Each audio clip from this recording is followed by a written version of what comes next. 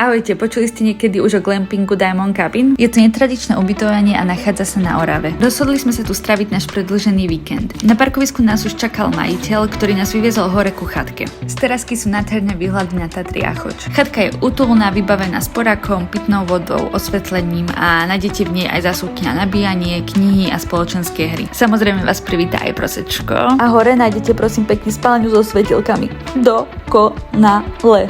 Toto boli naši cute spoločníci. Tie pomalé rána tu sú magické, obzvlášť keď si privstanete na východ slnka, top. Vychutnali sme si raňajky a išli na krátku prechádzku. Chata je na samote, čo zaručuje pokoj a súkromie. Oddychli sme si kávičkou pri knihe a v hojdacej sieti. A keď nám z toľkého nič nerobenia vyhľadlo, rozhodli sme sa využiť vonkajšie ohnisko a opieť si takéto fajnové chlebíky.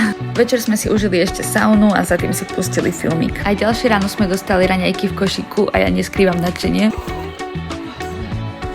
Výborne sme si oddychli a radi sa znova vrátime. Glampujte.